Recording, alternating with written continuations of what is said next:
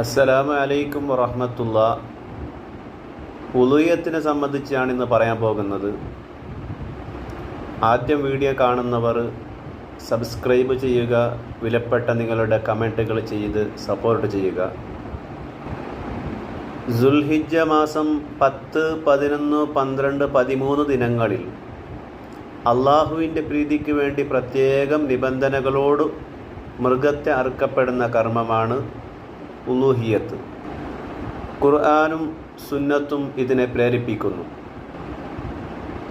ഖുർആനിലെ അൽഹാഖുമുത്തക്കാസ് സൂറത്തിൽ ഇതിനെ പ്രതിപാദിക്കുന്നു.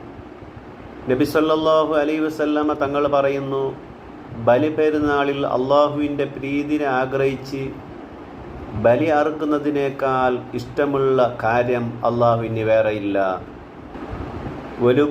ഒരു ബലി പെരുന്നാൾ ദിനം നബി സല്ലല്ലാഹു അലൈഹി വസല്ലമ 100 ഒട്ടകത്തെ ബലി നൽകിയിട്ടുണ്ട്. അതിൽ 63 നബി സല്ലല്ലാഹു അലൈഹി വസല്ലമ തങ്ങളെ കൈകൊണ്ടാണ് അറുക്കപ്പെട്ടത്. 37 അലി റളിയല്ലാഹു അൻഹു ആണ് അറുത്തത്.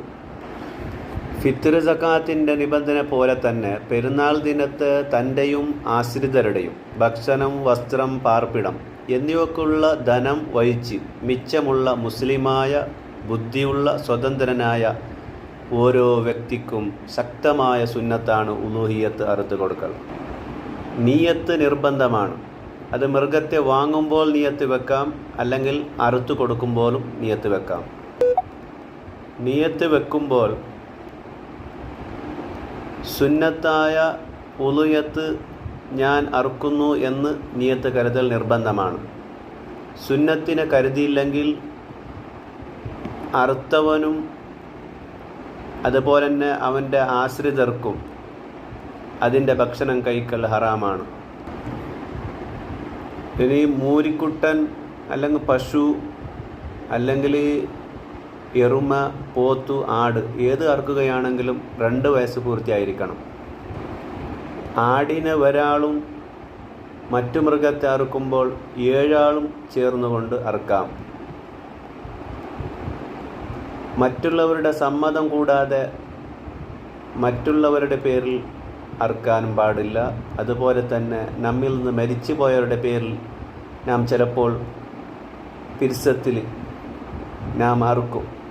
മരിച്ചുപോയ പിതാവിൻ്റെ, ഉമ്മൻ്റെയോ അവരെ സമ്മതം കൂടാതെ അല്ലെങ്കിൽ അവരെ വസിയത്തില്ലാതെ അവർക്കും അറുക്കാൻ പാടില്ല.